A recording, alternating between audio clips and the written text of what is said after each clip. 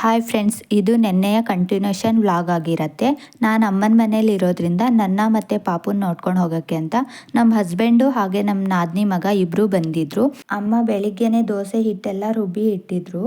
ಅಣ್ಣ ಟೈಮ್ ಆಯಿತು, ಕೆಲ್ಸಕ್ಕೆ ಹೋಗ್ತೀನಿ, ದೋಸೆ ಹಾಕ್ಕೊಡು ಅಂತ ನನಗೆ ಹೇಳಿದರು. ನಾನು ಬಂದು ಹಾಕ್ಕೊಟ್ಟೆ. ನನ್ನ ಮಗನೂ ಬಿಡ್ತಿರ್ಲಿಲ್ಲ, ಅವನು ಎತ್ಕೊಂಡು ಇಬ್ಬರು ದೋಸೆ ಹಾಕಿದ್ವಿ. ನಮ್ಮ ಹಳ್ಳಿ ಕಡೆ ಬಾಣಂತಿಯರಿಗೆ ತಲೆಕಾಲು ಮಾಂಸದ ಸಾಂಬಾರು ಮಾಡಿ ಹಾಕ್ತಾರೆ.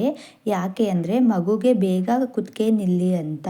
ನನಗೆ ಇಷ್ಟ ಇಲ್ಲ ಅಂದರೂ ನನ್ನ ಮಗನಿಗೋಸ್ಕರ ನಾನು ತಿಂದೆ. ನನ್ನ ಹಸ್ಬೆಂಡಿಗೆ ಬೆಳಿಗ್ಗೆನೆ ಕಾಲ್ ಮಾಡಿ ಹೇಳಿದ್ದೆ ಮನೆಗೆ ಬಂದು ಹೋಗಿ ಅಂತ. ದೋಸೆ ಅಂದರೆ ನನ್ನ ಹಸ್ಬೆಂಡ್ ತುಂಬ ಇಷ್ಟಪಟ್ಟು ತಿಂತಾರೆ. ಹಾಗಾಗಿ ಅವರಿಗೂ ಟಿಫನ್ ಕೊಟ್ಟು ಕಳ್ಸೋಣ ಅಂತ ಅವರಿಗೂ ಬಾಕ್ಸಿಗೆ ರೆಡಿ ಮಾಡಿದೆ. ದಿಲೀಪ್, ಲಾವಣ್ಯ ಅನ್ನೋರು ಕೇಳಿದ್ರಿ ಆಯಿಲ್ ಮಸಾಜ್ ಯಾವಾಗಿಂದ ಶುರು ಮಾಡಿದ್ರಿ ಅಂತ. ಡೆಲಿವರಿ ಆದಮೇಲೆ 3 ಡೇಸಿಗೆ ಹಾಸ್ಪಿಟ್ಲಿಂದ ಮನೆಗೆ ಬಂದ್ವಿ ನಾವು. ಅವತ್ತಿಂದಾನೇ ನನ್ನ ಮಗನಿಗೆ ಆಯಿಲ್ ಮಸಾಜ್ ಎಲ್ಲ ಶುರು ಮಾಡಿದ್ವಿ. ಹಾಗೆ ಸ್ನಾನನೂ ಅವತ್ತಿಂದಾನೇ ಮಾಡಿಸಿ